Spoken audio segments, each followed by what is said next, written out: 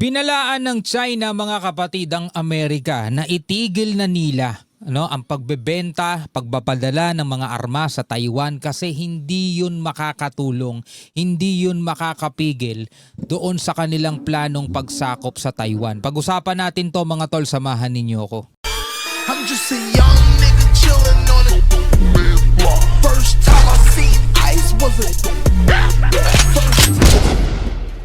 Alright mga kapatid, welcome ulit sa ating bagong video, reaction, review, commentary, opinion, criticism at kung ano-ano pa. So meron tayong bagong panonooring video kay John Reps. Mga kapatid, nagbabala ang China rito sa Amerika mga tol na itigil na daw ng Amerika ang pagbebenta ng armas o pagpapadala ng kahit na anong armas dito sa Taiwan kasi wala rin naman daw yung magagawa para hindi maituloy yung plano ng China na reunification. At the same time, syempre, pag-usapan din natin mga kapatid yung panibagong paglulunsad ng pag-atake ng Amerika dito sa mga ISIS sa Syria. Ito ang ating sama-samang pag-uusapan ngayon, pero bago to, syempre, hinihikayat muna kitang mag-subscribe dito kay John Reps. Ito po ang source ng ating mga balitang bibigyan ng reaction video ngayon and commentary. Kung gusto niyo mapanood ang video nang walang nagko-comment o walang nagre-reaction, pwede nyo pong puntahan ng kanyang YouTube channel na nakalagay ang link sa ibaba. Pero kung ikaw ay gusto mong makisali sa ating talakayan at magbigay ka rin ng iyong sariling opinion at komento, samahan ninyo ko. Huwag nyo rin kalimutan mag-subscribe. Click nyo na rin ang notification bell para ma-notify kayo whenever na may mga bago tayong reaction video tulad nito. Alright, so wag na natin patagalin pa. Panoorin na natin to mga tol. Nagbabala na naman ang China sa Amerika na itigil umano ang pagpapadala ng mga armas sa Taiwan at kahit ano pang mga advanced weapons ang ipadala ng Amerika ay hindi umano ito makakapigil sa China. Ito ay matapos aprubahan ng Amerika ang mahigit 11 billion US dollars na halaga ng armas para sa Taiwan. Alamin na buong detalye mamaya. Kita nyo naman mga tol, yung laban ng Thailand at Cambodia, walang nagawa yung mga Chinese-made weapon. Yung iba nasira agad, yung iba palpak, yung iba sablay. Kaya pigil na pigil sila Huwag kayong magpapadala ng armas dito sa Taiwan kasi mga tol, ang mga kalaban nila, China-made weapon versus US-made weapon. Sa tingin ninyo, sino mas reliable? Sa tingin ninyo, sino yung mas may kapabilidad, Well, etong Taiwan, ito'y hindi bigay ng Amerika. Ito'y bibilin nila at sa halagang 11.1 billion dollars. So, madaling salita mga tol, pinipigilan nila ang negosyo ng Amerika. Tutol ang China na magbenta ang Amerika mga tol, Ayaw ng China yon. Pero ano kaya magagawa nila? Inaprubahan na ni Trump, di ba? Tuloy natin. At 4 na barko ng China Coast Guard abay hinabol at pinalayas na mga barko ng Taiwan matapos umano itong pumasok sa pinaghihigpitang katubigan ng Taiwan. At Sana all, Sana all. Sana ganun din katatag at katindi talaga ang natin, mga Coast Guard natin. Sa ibang balita, naglunsad na ng atake ang Amerika at winasak ang maraming pasilidad o lokasyon ng teroristang grupong ISIS sa Syria bilang ganti umano sa pagkasawi ng 2 sundalo ng Amerika na inatake ng ISIS noong nakaraang linggo lamang. Kaya't para malaman ang buong detalye ay tumutok at makinig na mabuti. Hinimok ng China ang Amerika na sumunod umano sa One China Principle at agad na itigil ang mapanganib na mga aksyon ng pag-aarma sa Taiwan. Tulad nga ng sinabi ko nung mga nakaraang reaction natin, bago mag-demand etong China na sumunod ang mga bansa sa tinatawag nilang One China Principle, sumunod muna sila sa international law. Magpakita muna sila ng magandang imahe. Demand sila ng demand, kilalanin yung One China Principle. Sila lang yung nagbe-benefit dun sa One China Principle na yun Diba? Sila lang yung may gusto nun Sila lang yung kumbaga interest lang nila yun paano naman yung international law na ayaw nilang irespeto, ayaw nilang igalang? How about the United Nations Convention on the Law of the Sea, which is member sila, nakapirma sila, tas ayaw rin nilang irespeto. Diba? Ito ay matapos aprubahan ng Amerika ang higit 11 bilyong halaga ng armas para sa Taiwan. Again hindi yan padala, hindi yan bigay, ito'y benta. na inununsyo na isa sa pinakamalaking pakete ng armas para sa Taiwan. Mariing tinututulan ng China ang plano ng Amerika na magbenta ng malalaking advance na armas sa Taiwan. Sinabi ng China na ang pagbili ng mga armas na iyan ay hindi umano makakatulong na baliktarin ang pagkabigo ng kalayaan ng Taiwan. Di naman pala makakatulong di silent na lang kayo. Di ba? Di naman pala makakatulong di hayaan nyo yung Taiwan gumastos, hayaan ninyo yung Amerika magbenta, di naman pala makakatulong para sa inyo, ba't tutol na tutol kayo? At ang mga pera umano ng taong bayan ay sinasayang lamang ng mga otoridad sa pagbili ng mga armas. O kita nyo, bine-brainwash pa nila yung mga tao doon. Sinasabi, yung pera ninyo ginagamit lang ng gobyerno ninyo para ibili ng armas. 'Di ba? Kita nyo kung paano sila manggulo. At ang paggamit ng Taiwan ng mga armas upang pigilan ang China ay hindi umano kailanman magtatagumpay. Hindi naman pala magtatagumpay di ba? Anong dinadakdak ninyo dyan? Dagdag panigo na kahit ano pang mga advanced weapons ang ipadala ng Amerika sa Taiwan ay hindi umano nito mapipigilan ang China. Hindi naman pala mapipigilan Ang kulit no?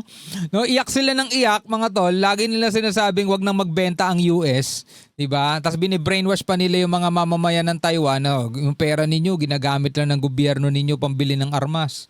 Tapos sasabihin nila wala namang magagawa yung mga yan. Wala namang pala magagawa Bakit nyo pinipigilan? The US side has openly announced a massive arms sales package to sell advanced weapons to Taiwan. Kumbaga parang pinipigilan nila yung yung transaction.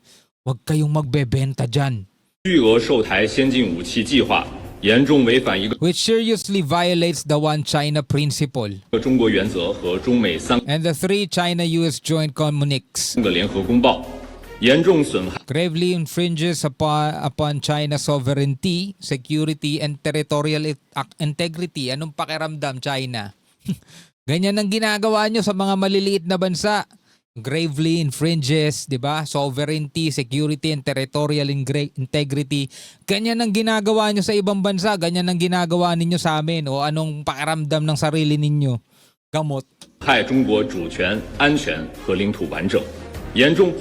Severely undermines peace and stability across the Taiwan Strait. Ganyan ang ginagawa ninyo.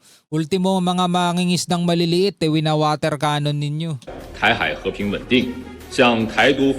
And sends seriously or wrong signal to Taiwan independent separatist forces. China firmly opposes and strongly condemns this. Wala naman pala magagawa pero tutol na tutol kayo. The Taiwan Independent Separatist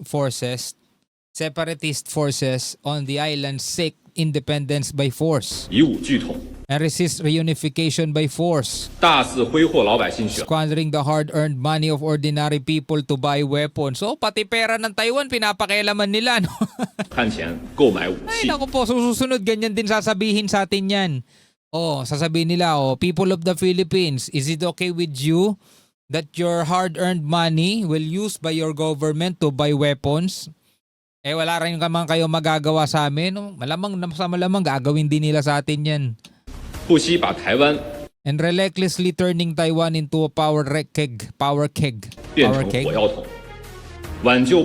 This will not save the doomed fate of Taiwan independence. It will only accelerate pushing Taiwan Straits toward heightened military danger and the risk of war. 美方以武助独，只会引火烧身；以台制华，绝对不会得逞。 Di naman pala magtatagumpay pero totol na totol sila no? Mantala, naglabas din ng pahayag ang China kaugnay naman sa patuloy na bakbakan ng Thailand at Cambodia matapos mapaulat na nasamsam ng Thailand ang mga made in China na mga armas. Wank, wank, wank. Sinabi ni Goh Jakul, Goh Jakun, na matagal na umanong nakikibahagi ang China sa kaoperasyon sa depensa sa Cambodia at Thailand kabilang ang kalakalan ng armas pero hindi anya ito tumatarget sa sinumang ikatlong partido at walang kinalaman sa tunggalian sa hangganan ng Thailand at Cambodia. Then nagkamali ang Cambodia sa binilan nila ng armas. Nagkamali sila doon. Dami-daming mabibilan dito pa sa mga to. Sinabi din nito na tutulong umano ang China upang mapadali ang pag-uusap at makamit ang isang tigil putukan sa lalong madaling panahon at babalik sa paglutas ng mga pagkakaiba sa pamamagitan ng dialogo at konsultasyon. Parang ang hirap nun, no? Yung isang bansang mananakop, mahilig manakop, mahilig mang-angkin, tutulong para magkasundo yung parehong naglalabanan sa teritoryo. Ay, naku po. Ang China ay patuloy anyang magtataguyod ng kapayapaan at pagpapahinto sa labanan sa pagitan ng Thailand at Cambodia. At sa ibang Hirap nun. Kasi ang problema ng Thailand sa Cambodia, mga tol, is agawan ng teritoryo din. Yun dun sa border nila, kaya nga sila nagkakaroon ng ganyan eh. Alam naman natin mga tol, ang China, talamak yan mga tol sa pang-aangkin. Talamak yan mga tol sa pang-aagaw. Diba rito sa atin, yun na nga kanilang ginagawa. Tapos sila ngayon ang magbabalak lumutas ng gulo. Balita naman mga kabayan, hinabol ng Taiwan Coast Guard ang 4 na mga barko ng China Coast Guard palabas sa mga pinaghihigpitang katubigan malapit sa Kinmen. Sana all. Ayon sa report, napansin ng Taiwan Coast Guard ang mga barkong Chino na nagsama-sama sa timog ng Kinmen bandang alas 12 ng tanghali noong Huwebes, kaya't nagpadala ito ng mga patrol vessels upang subaybayan ang kanilang mga galaw. Ayon sa report ng Taiwan, pagsapit ng pasado alas 2 ng hapon ay dito na pumasok ang 4 na barko ng China sa pinaghihigpitang katubigan at hindi huminto nang makaharap ang mga barko ng Taiwan Coast Guard.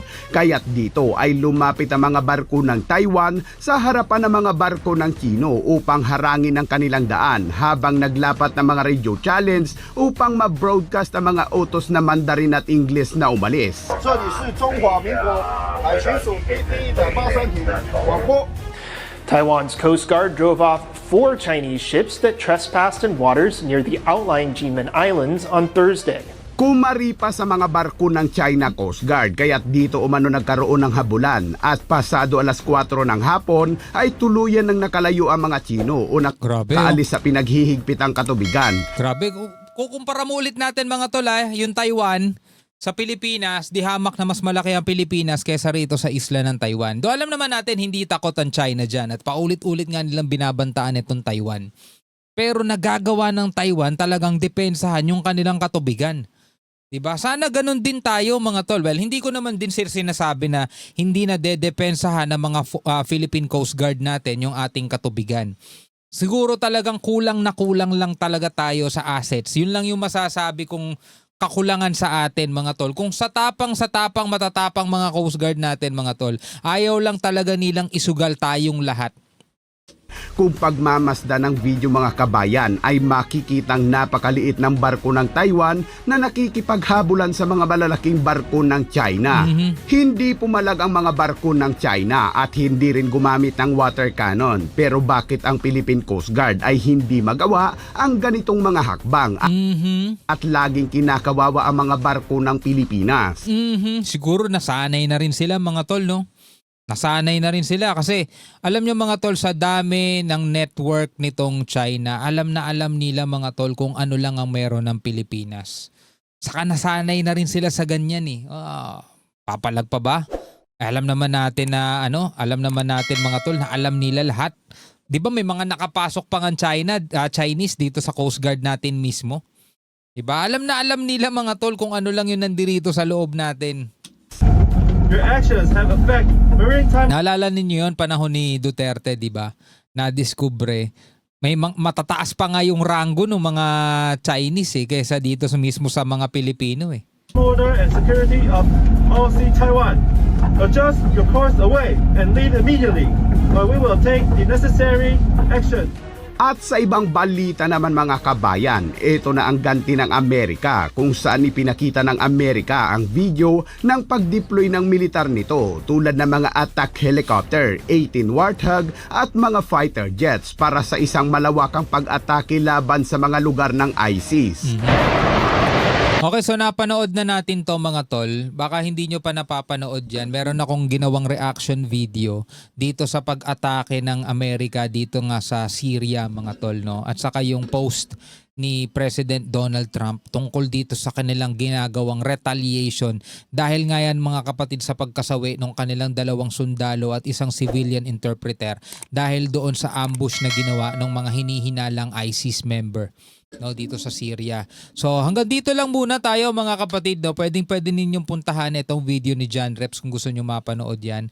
So hanggang sa muli mga tol, maraming salamat sa panonood. Hanggang sa muli, ako nga pala si Shobaldi. Peace out.